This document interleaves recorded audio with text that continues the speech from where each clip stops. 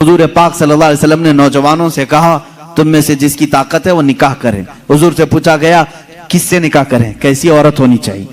نکاح سے پہلے کے معاملات, عورت کو تلاش کرنا یہ اہم مسئلہ ہے. ضرور اس چیز میں اپنا وقت لگائیں. میں نہیں کہتا کہ تلاشنا نہیں چاہیے, تلاشیں اس لیے کہ وہ تمہاری نسل اس سے چلنے والی ہے, تمہارا خاندان اس سے آباد ہونے والا ہے.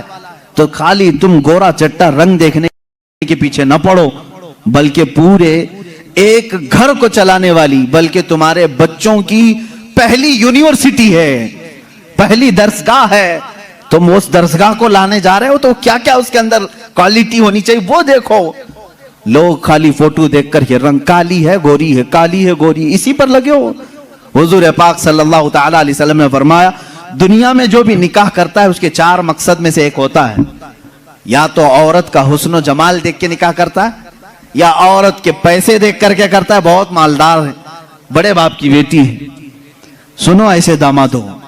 حضور صلی اللہ علیہ وسلم نے فرمایا یا تیسرا مقصد یہ ہوتا ہے کہ بڑے خاندان والی ہے, یعنی حسب و نسب اعلیٰ ہے, ہم تو شیخ تھے وہ پٹھان ہے, یا پھر اور کسی بڑے خاندان کی ہے.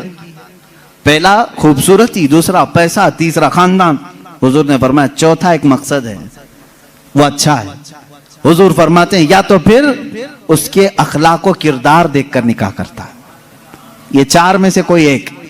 اور رسول کریم صلی اللہ علیہ وسلم نے ہر ایک کا ریزلٹ بھی بتایا. جس نے صرف حسن و جمال دیکھا اور کچھ بھی نہیں دیکھا, خوبصورتی دیکھی, میرے آقا فرماتے ہیں ان قریب اللہ اسے فتنے میں مبتلا کرے گا.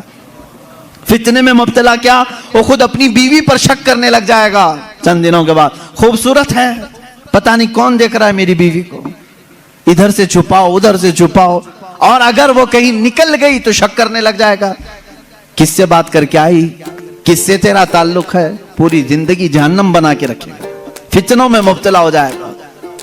میں یہ نہیں کہہ رہا کہ خوبصورت لڑکی سے شادی نہیں کرنا چاہیے, کرو, لیکن اس کے ساتھ جو دیکھنے کا حکم ہے وہ بھی دیکھو. خوبصورت عورتیں, خوبصورت لڑکیاں تمہارے لیے نقصان دہ نہیں, اچھی ہیں, لیکن اس کے ساتھ جو دیکھنے کا حکم ہے وہ دیکھنا ضروری. میرے آقا صلی اللہ علیہ وسلم نے دوسرے نمبر پر فرمایا جس نے صرف مال دیکھ کر کے نکاح کیا, بہت پیسے والا گھر ہے, نکاح کرو اس سے, کیونکہ نکاح کے ساتھ گاڑی گھوڑا سب آئے گا. حضور پاک صلی اللہ علیہ وسلم فرماتے ہیں ان قریب اللہ اسے فقیر بنا دے گا, اسے محتاج بنا دے گا. ایسے دامادوں کو دیکھا ہے ہم نے, ہر ایک سے قرضے لیتے رہتے ہیں. ہاں سسر سے تو ملا ہی تھا لیکن برکت کچھ نہیں ہوئی, پھر اس سے 4 اس سے 4 اس سے 4 قرضے میں ہی ڈوبا ہوا ہے, اور یہ قرض کی لعنت اس کی ختم نہیں ہوتی. ڈھونڈ کے دیکھو ایسے بہت داماد ملیں گے, یا تو پھر وہ گھر جمائی بنیں گے. تیسرا جو بڑے خاندان کو دیکھا, حضور پاک صلی اللہ علیہ وسلم فرماتے ہیں اللہ اسے رسوا کر دے گا, وہ ذلیل ہو جائے گا لوگوں میں. ہاں جس نے اخلاق و کردار دیکھا, عورت کے اچھے اخلاق و کردار, اس کی دینداری دیکھا, حضور فرماتے ہیں اللہ اسے دنیا میں بھی برکت دے گا, آخرت میں بھی برکت دے گا. اب اس کے ساتھ پلس کیا ہے, نمبر 1 تم نے دین دیکھا, اخلاق و کردار دیکھا, اس کے ساتھ حسن و جمال بھی مل گیا تو بونس ہے تمہارے لیے, ساتھ میں مالدار بھی ملی تو بھی پلس پوائنٹ ہے, بڑے خاندان والی بھی ملی تو اور اچھا ہے, سونے پہ سہاگا ہے. ہاں لیکن نمبر 1 سب سے پہلی چیز اس کی دینداری. تمہارے گھر کی عورتوں کو جب بھیجو کسی لڑکی کو دیکھنے کے لیے, سکھا کر کے بھیجو. جاتے ہی یہ نہ پوچھیں کیا کیا پکانا آتا ہے, کیا کیا سلنا آتا ہے, ایمبرائڈری آتی ہے کہ نہیں آتی ہے, یہ نہیں. سب سے پہلا سوال کرو کہ قرآن کتنا پڑھا ہے, قرآن پاک تجوید کے ساتھ جانتی ہے نہیں. پہلا سوال کرو اپنی بہوؤں سے. ان ساسوں کے لیے میں کہہ رہا ہوں, کڑھائی لکھائی اور سلائی یہ پوچھنا بعد کی بات ہے, پہلی چیز اس کا دین پوچھو. اور اس کے بعد میرے عزیزو, ہم سب کے لیے سب سے پہلا سوال یہ ہے, اس خاتون سے یہ پوچھو کہ اہل سنت و جماعت سے کیا تعلق ہے. عورتوں کی طرف سے مرد کے گھر جائیں تو بھی یہ سوال ہو, اس لیے کہ یہ عشق مصطفیٰ کی جڑ ہے, اور جہاں جڑ خراب ہو تو پھل نہیں آ سکتے. یہ سب سے پہلا سوال ہے کہ اس کے گھر میں دین مصطفیٰ کتنا ہے، عشق مصطفیٰ کتنا ہے. یہ سب سے پہلی چیز. اب یاد رکھنا، جس خاتون کو اس سوال کے ساتھ تم لائے ہو اس کی زندگی پوری اللہ رب العزت کی ذمہ کرم پر ہے. پھر اولاد اللہ کے ذمہ کرم پر ہیں. حسن و جمال کے ساتھ اللہ تمہیں با اخلاق اولاد عطا کرے گا، با اخلاق اولاد عطا کرے گا. لیکن یہ طریقہ شادیوں کا اس طرح سے رکھو.